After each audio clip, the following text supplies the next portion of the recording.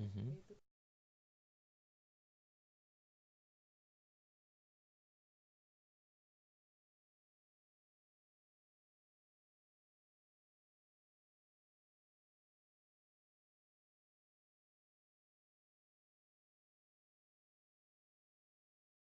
Okay. The north wind and the sun were disputing which was the stronger when a traveler came along wrapped in a warm cloak. They agreed that the one who first succeeded in making the traveler take his cloak off should be considered stronger than the other. Then the north wind blew as hard as he could, but the more he blew, the more closely did the traveler fold his cloak around him. And at last the north wind gave up the attempt. Then the sun shined out warmly, and immediately the traveler took off his cloak. And so the north wind was obliged to confess that the sun was the stronger of the two.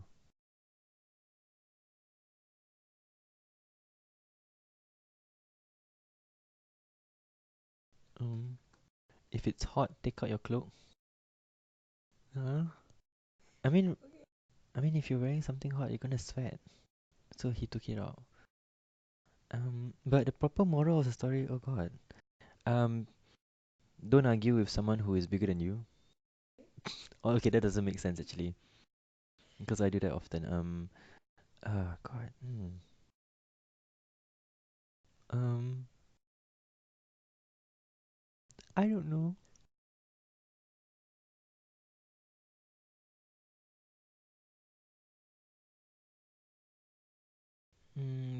A comparison between their strength in terms of okay, I would say like the north wind actually, like, I mean, if you ask a fish to climb a tree, could he climb? Not really. It's two different aspects of.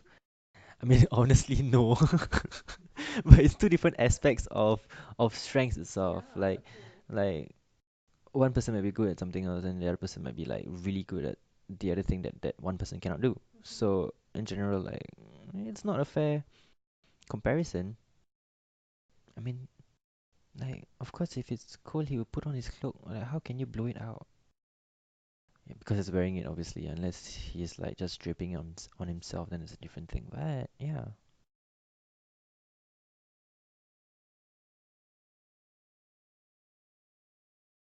this is gonna take long. Okay.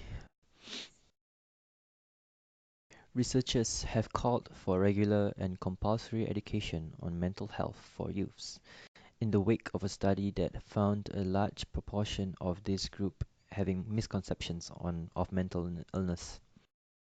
Almost half, 44.5% of 940 teenage students polled attached negative and pejorative pejorative labels to people with mental illness. Crazy, weird, scary, stupid and dangerous were among the words that came to mind. Then the respondents heard the term mental illness, reported a study which was presented at the Frontiers in Mental Health Symposium organized by the Institute of Mental Health (IMH) and Nanyang Technological University Lee Kong Chian School of Medicine on Tuesday, March 6. Some 46.2% of the respondents who were aged between 14 and 18 also said that they would be very embarrassed if they were diagnosed with a mental illness, while nearly a quarter, 22.7%, said they would not want others to know if their relative were mentally ill. Led by IMH's research division, the study was published in medical journal BMJ Open last September. The respondents were recruited from secondary schools and junior colleges and completed a survey online in 2016. Around 35.1% said friends would perceive them as weak if they had a mental illness. About a third also felt people who are mentally ill could be well if they tried hard enough. This suggests mental illness is seen as a mark of shame among local youths, said the researchers. This is of concern as fear of stigma is thought to play a key role in the large treatment gap found in the adult population, and this could also present as an issue in the young population. Besides, avoiding treatment. Youths may also lack social support if they find mental illness to be an embarrassing or taboo topic, they wrote in the 12-page paper. A separate nationwide mental health literacy study completed in 2016 also found considerable stigma across all age groups, which could hinder individuals from seeking treatment. Despite their negative perceptions of mental illness, a majority of the youth surveyed demonstrated a sense of social responsibility towards peers with mental illnesses. For instance, 87.5% said they would stick up for someone who had a mental illness if they were being teased, while 83.6% said that they would visit a classmate hospitalized for mental illness. While these positive findings are encouraging, there is room for improving mental health knowledge and reducing stigma among youths, possibly with the help of campaigns targeted towards youth that are age and culture appropriate, wrote the researchers.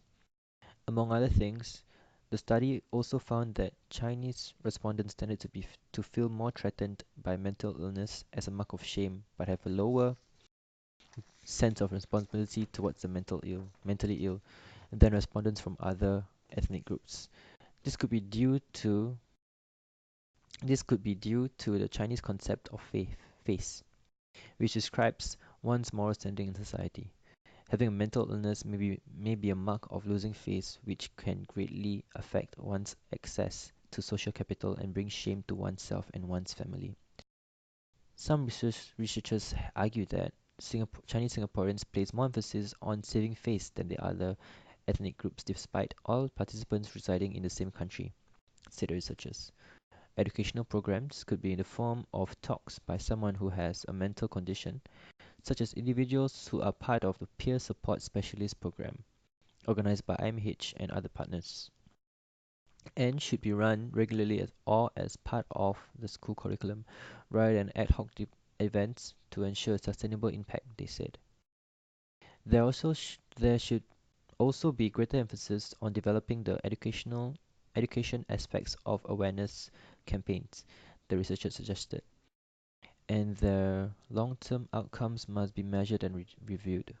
Under the Support Specialist Program, organized by IMH, National Council of Social Service, and other mental health organizations, people with mental health issues use their experiences to support others in their recovery journeys.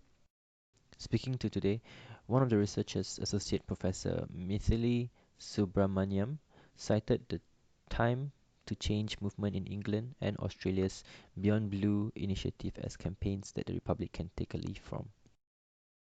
Both programs offer an extensive suite of resources, including activities, assembly talk outlines, and materials for parents that school can tap for free. Time to Change organizes an annual Time to Talk Day to get a nation talking about mental health issues, while Beyond Blue has online self-learning programs customized for young Australians from different age groups.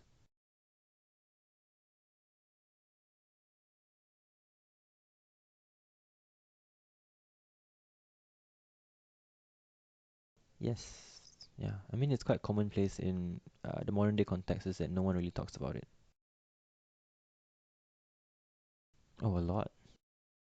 The basis of the stigma of mental illness being a form of, like how the article states, it's a form of embarrassment and a mark of shame among people. It's very ridiculous because like a lot of problems stem from these kind of stigmas regarding issues that should have been addressed from the start before it gets any worse. Like if you have an injury, if you have a cut, and you never even like put a band-aid over it, like of course it's gonna get worse with inspections and stuff. And if you treat mental illnesses as a form of physical illness, then there'll be proper treatments regarding it. Because these people are not they are not they're not weak in any way. Because experiences that they have gone through made them turn out that way, or it could also be chemical imbalances. But whatever the case is, it should be regarded as a form of um, as a form of illness that requires a solution to it, and that solution could be um, by talking about it, by addressing the issue, by getting proper healthcare needs regarding it, by getting proper meds that don't require you to pay like a lot of money just for it, which is kind of ridiculous when it affects a lot of students, not students in general, a lot of young people in general nowadays. Like it shouldn't be looked down upon because like your experiences is yours and is valid to yourself.